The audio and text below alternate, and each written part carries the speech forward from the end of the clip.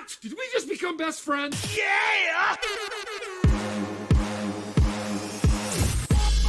One is a t-shirt queen, and the other is an SEO and web developing ninja. And both of these squirrels are a little nuts. You're now listening to the More Gooder Ideas podcast, a show for the small business hustlers worldwide, encouraging you to be your most authentic self. This is the place where your whole story matters. Come for the tips and stay for the fun.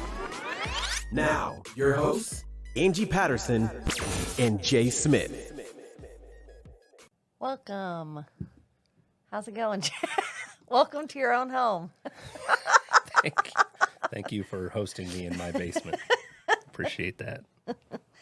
What's been going on with you the last couple weeks? Just a whole lot of work. Closing up 4 different web development projects.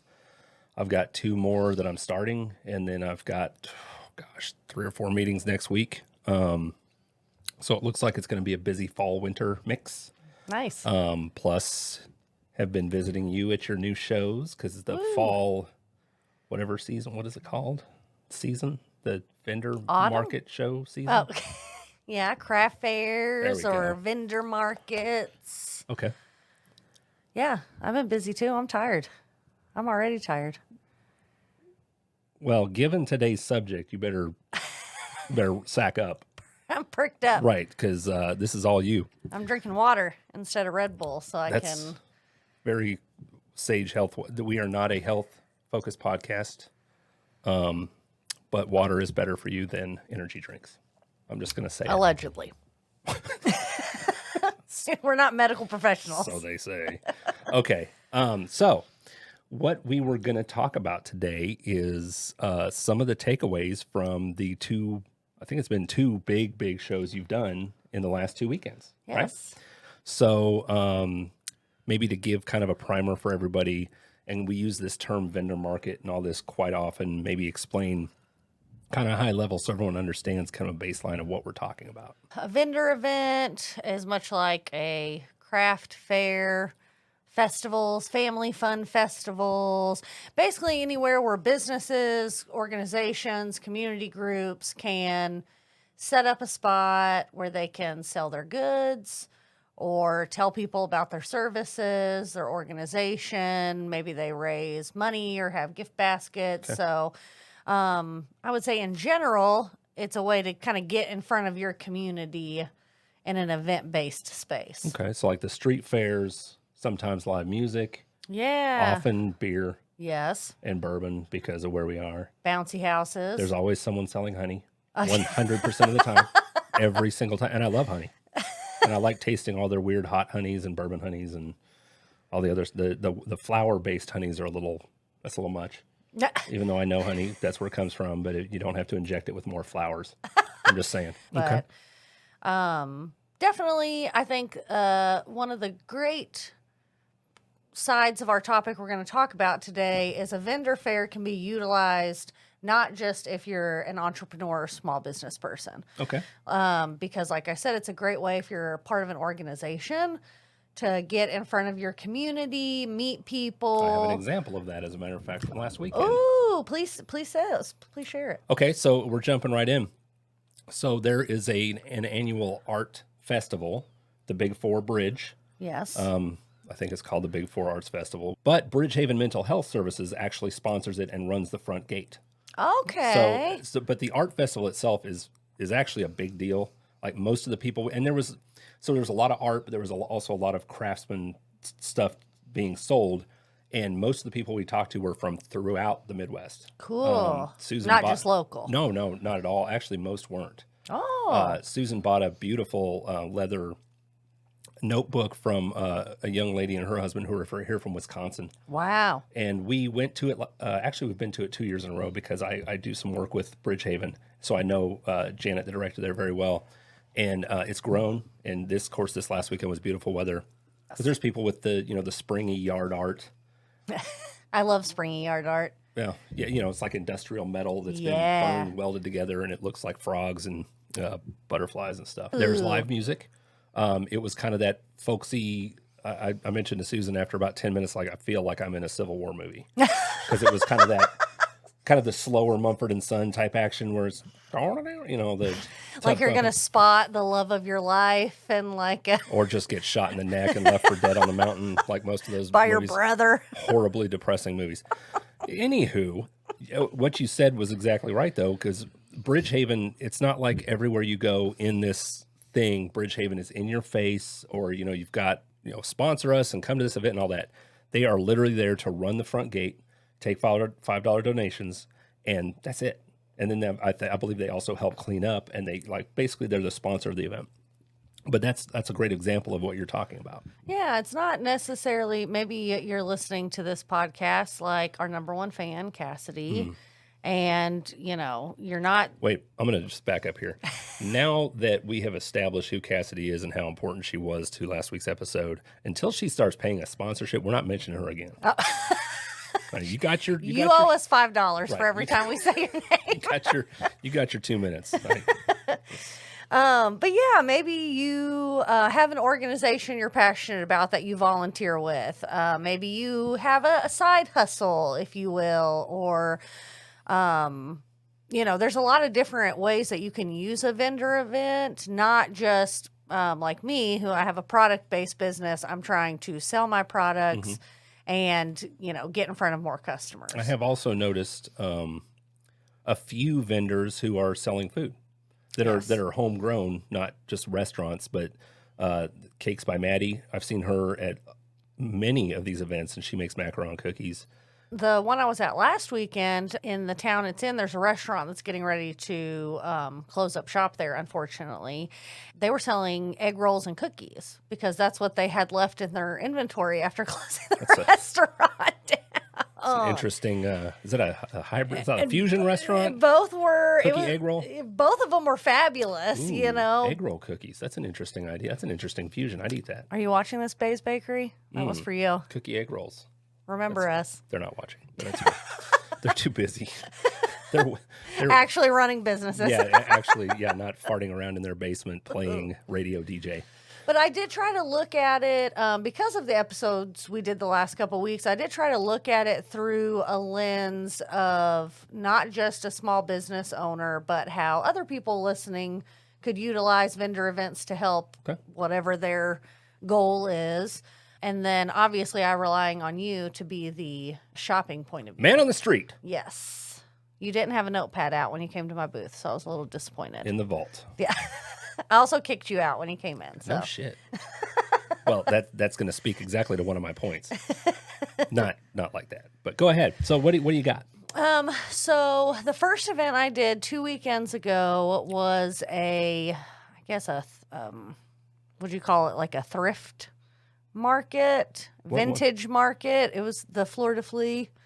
The one under the bridge. Yes. Yes. So I've been to that same event a couple of years running. It's quite large. It's got its own kind of flavor. It's I would say, at least 200, maybe 300 booths and tents. It's got DJs playing vinyl records at each of the kind of three main entrances. It's got quite a few food trucks.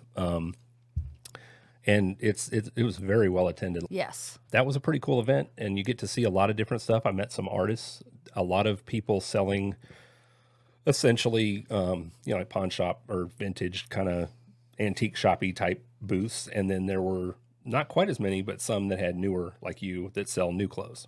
Yes. I also saw some repurposed stuff, a lot of repurposed stuff. And then they did have I guess what's considered like picker Yes. Yeah. booths, which I'm not really for sure what the difference between that and like vintage stuff is. What you call it? I guess like picking's more of like furniture and like memorabilia and stuff, would you say? I wouldn't. 'Cause Okay. I don't know. It's all the same stuff. I don't really know. It's other people's old shit to me. Yeah, which Some of I it's cool. think that was a real advantage for me personally because everything I had was new, so it did stand out a little bit. One thing I did notice in several of the booths was this horseshoe kind of pattern, right? They'd have an aisle of stuff in the middle, down the sides, especially the ones right near the entrance. So they were very, very crowded. And they would have, so basically at the top of the horseshoe would be where the owner would be, and you would pay them for whatever you picked up On your way thing. there, okay. Did not love that setup because I saw many people walk on by just because it was too crowded to get in. And then some people would go up the wrong side. And then you would end up with, because if someone would stop and start looking, because the space was so limited, you were stuck. You're just standing there staring at the side of their head. Like, yeah. So like someone like me who, I don't want to stand in the same place very long. I want to go see other stuff. And there's 300 other booths. Even if I think, oh, there's some cool stuff in here, I'm going to come back. I'm not coming back because I'll see 250 other things that are interesting. I'll lose track of it. So I think any booth owner, especially and those were some larger spots, like the ones that are right by the entrance. They were much larger than what you had. I don't know if they charge by the size of space. They do. Okay, they were longer. Some of them were wider. But I think if you could really engineer kind of your space and traffic flow, and I did notice some of this in yours, where you had a U set up and you had a large rack right in the middle, and then you were at the back with stuff on a wall. And then it bottlenecks. It does. And I did see some people just, if there were too many people on the left and too many people on the right, they would kind of look and, oh, that's cute, and then go on by, because there's another thing and another thing, and there's so much variety that there's no telling over the course of a day, if you don't optimize for traffic and for capturing everyone who walks in, what you miss out on. Yes. That was actually, I would say, my biggest downfall, because, and a pro tip, if you do a vendor event, is to really understand the shape of your space. Mm-hmm. Typically, you're going to get like a 10 by 10 space at most events, and then you can pay extra for extra space. Well, I paid extra for a 10 by 15 spot. And somebody who uses their brain would know that the extra 5 feet, it's not me. The extra 5 feet is going to be in front of you, mm-hmm. right? And in my mind, without making any clarifications, assumed the extra 5 feet were going to go this way. So when I show up and see my space, that's what it is. I was done for. Yeah, because I had made no provisions with my like my racks and the different things I used to display my mm-hmm. items for that kind of space. Can I just give you one thing? Don't do that again. For the love of God, put up the damn Joe Dirt on the corner. You know how many hipsters and kids in there would run to the back of your booth to take their picture with Joe Dirt? Put up the Joe Dirt and put a sign, take a selfie with Joe Dirt. Like, oh man, there were so many hipsters there. I missed him. And I had my skeleton Sticks, who was kind of my mascot for mm-hmm. my business. And he was also in the back because... Ooh, get Sticks a mullet wig and dress him like Did you Joe see Dirt. The Sticks pictures from this weekend? Yeah. She was looking fabulous. But, I mean, those are all things that in my mind I had planned out, but there wasn't a reality. So everybody has a plan until they get punched in the face, a la Mike Tyson. Yes. Yeah. And if I would have thought about it for more than 30 seconds, I would have known that's how it was going to be. And if you ever are doing an vendor event and you have questions about those things, clarify them before you go, because it does make a difference. I did great that day, but how much more could I have made had people been able to get into my booth? And I also, my mom always says, I'm the special sauce. Like, I'm the thing that kind of puts my products over the top mm-hmm. of the people on either side of me. And so I was trapped in the back. I wasn't able to give that interpersonal experience that usually kind of sets me apart from other people. I agree, and I'm not going to pick on you per se, and also I have not sold at vendor events, so I'm no expert on this, but I would say that maximizing every opportunity you have is critical, and if, logistically, there are only 52 opportunities to do this in a year, even though there are not 52 vendor events in Louisville a year. So realistically, it's probably 20, 25. So I think really thinking about it, and we've talked before about, engaging with people and having different, we went into some booths that were just downright like inhospitable to walk into. Like, why are you in here looking at my stuff? Or there's nobody in there at all. That too. You're like, how do I buy any of these things? That too. I saw over on the corner of the food court, somebody had a little table where they had baked goods kind of stuff, cookies and all that packaged, but there was no one there.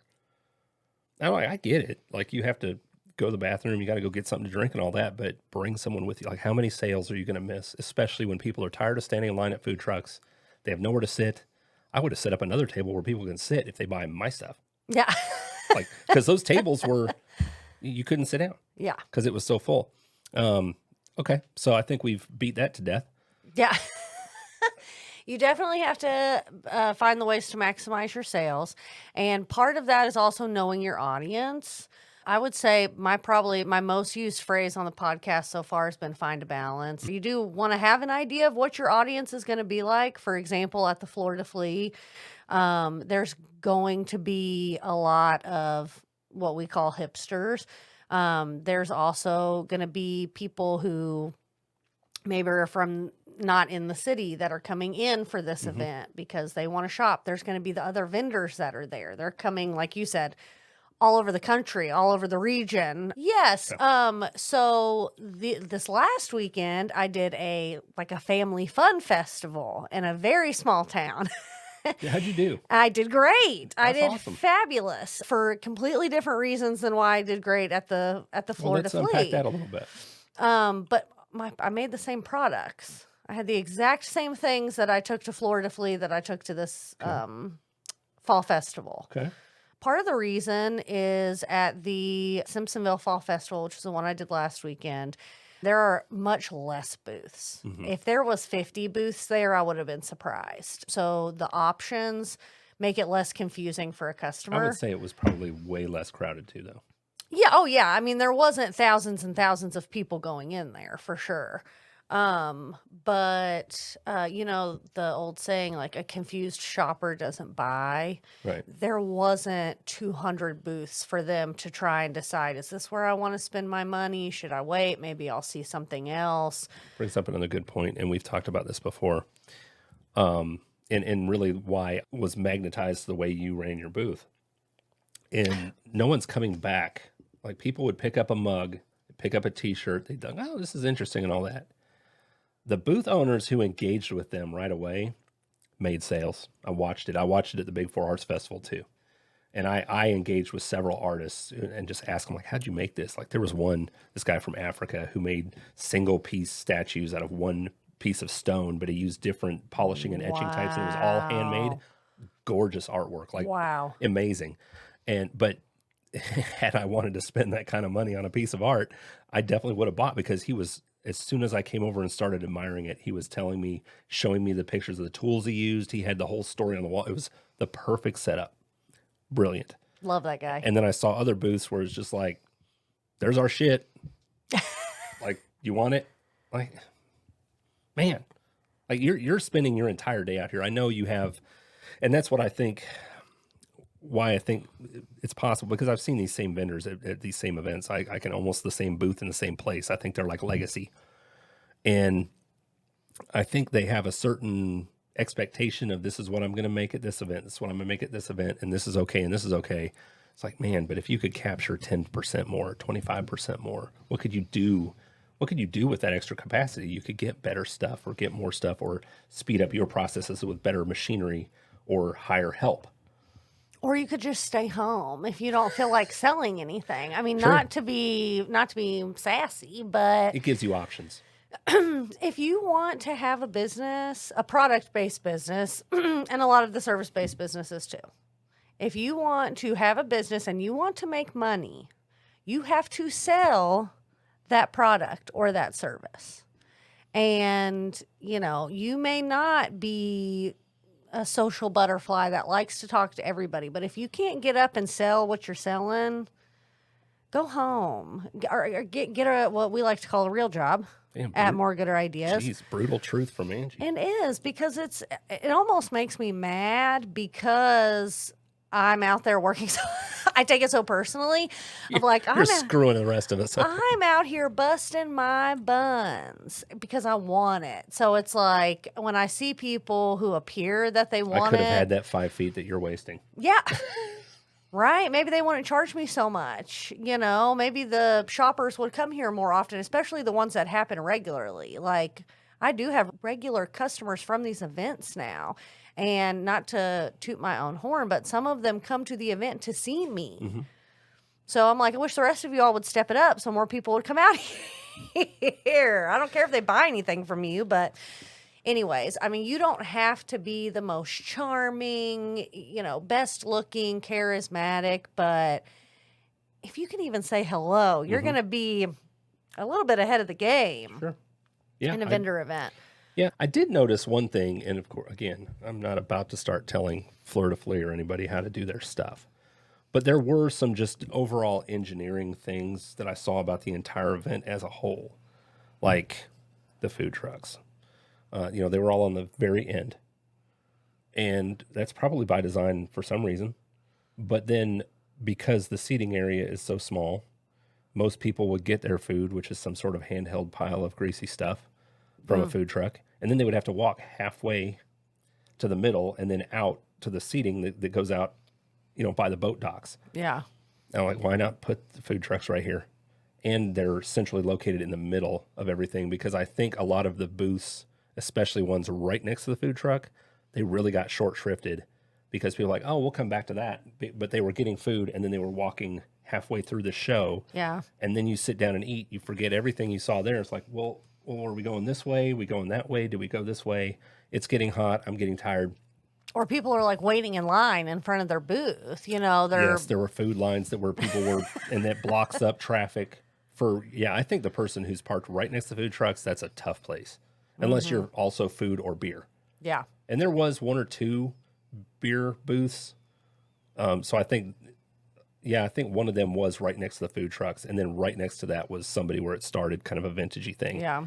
I also noticed on the other end where one of the DJs was, I think every one of the booths was more vintage, antique-y stuff, used clothes, old stuff, more like an antique mall type stuff, but it was all in one place. And I think interspersing some new products like yours and some other stuff, maybe a mug vendor and stuff like that. And then as you went out towards the parking and the grass, there was more vintage clothes and just stuff. But then it mixed in that with some yard art and stuff like that.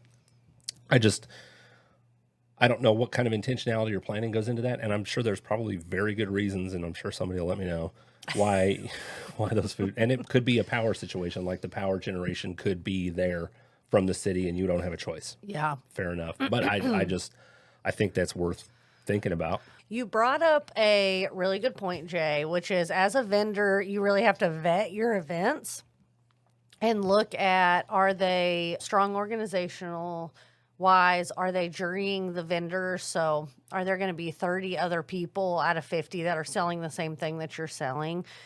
Are they going to have food? Are they going to have drinks? There's so many different variables that go into it to make it successful. But one thing that I see, and this is the first time I've ever done Fleur de Flea, so I'm not speaking about them at all, but is it a money grab for the people hosting the event? We're going to get as many vendors as we can possibly fit. We don't care what they're selling. We don't care if they're selling. Have you experienced that? Yes. Oh, yeah. I have. They literally will put in whoever signs up and pays the booth fee, and they will fill it wall to wall. Oh.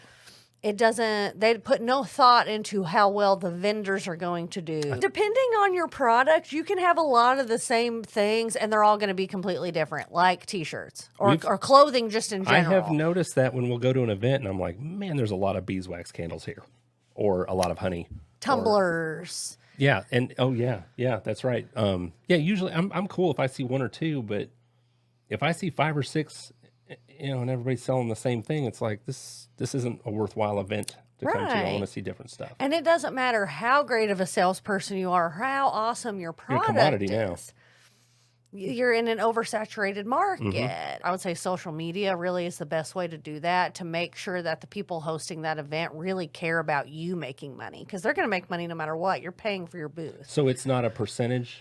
Because I don't know. I haven't done any events where they asked for a percentage. Okay. It was a flat fee for your space. Oh, okay. So you're just on your own. Yeah, okay. They make their money. Well, I didn't know if because of like advertising the event or, overhead or electricity, if they had some sort of... So most of the ones I do, if they have electricity, typically there is an upcharge. And Wi-Fi or whatever. And there's also limited spots that can access it. Okay. So, or if you want like a corner space, or if you want some more footage and you're, Sure. But the people that are hosting that event, they get that money. So they get your $75 for the day, whether you sell anything or not. It's only $75. Some of them are more. I did not know that. I'm just speaking in generalities. I guess I'm going to have my counselor booth up. Depending on the show, I mean, I've done shows that were like $25 to get you need to hit me in. with that, because I will just take up 10 by 10 and just come talk to Jay. Right, and you're not out that much, and you know your kids are big, so you're not losing a lot of time. But again, there's so many variables that go into this. But also, maybe you're somebody who's thinking about putting on a vendor event to promote your company, organization, whatever. I would really think about that. Is there a way that you can make your money, but also that the people that are going to come and vend are going to be able to make it worth their time too? Well, that goes a long way for me with an event. Maybe it wasn't the most profitable in terms of like dollars per hour, but they really made sure that they put me in front of the people that were going to buy my stuff. Or, I've been to events where right across from me is another person selling T-shirts. Now, I don't expect to be the only T-shirt vendor at every event, okay? Right. I get that. But you had to put us right across from each other. Then you end up becoming best friends because you're both pissed at the people that put on the event, The enemy of my enemy. Together, yeah, to be like, why'd they put us across from each other? I've done a lot of shows, so I've, for the most part, I think the people that are putting them on consistently, some of them are like the flea off market. That's what they do. That's their business, is putting on these vendor events. So I think that they put a little bit more forethought into what kind of experience the actual vendor is getting too. Well, their business model thrives on you wanting to continue doing shows at their event or continue renting space. Right. So they get it. It's not just a one-off, oh, we have this space, let's fill it up this weekend because we got nothing better to do and take all comers. There's a production company that I will not name, but anybody who knows me knows who it is. Like Miramax? Like a movie? They produce these vendor events. Okay. So that's, again, if you're thinking about putting a vendor event on, that's something that you really want to think about. Is obviously your profit is going to be number one, but are people going to be able to make a profit from your events? Because that's how you keep your customer, right? That's your service. Sure. Are you doing everything to keep your customer happy? Yeah, and reselling to existing customers is way less expensive than finding new ones. Yes. So it makes sense to provide the best event. Yes. If you are considering hosting vendor events or being a vendor at a craft fair or a festival, make sure you do your research on the event, what kind of parameters you're going to have to be able to make it most worth your while. And in the next coming weeks, we'll have lots of more tales from the craft fairs and tips for you to be the best business person you can at a vendor event. And I'm Angie. And I'm Jay. We'll see you next week. Bye. Bye. Thanks for checking out this episode of the More Gooder Podcast. Make sure to follow us on Instagram and Twitter at More Gooder Ideas, and search us up on Facebook, the More Gooder Ideas Podcast. And don't forget to like and subscribe on your favorite podcast platform so you never miss an episode.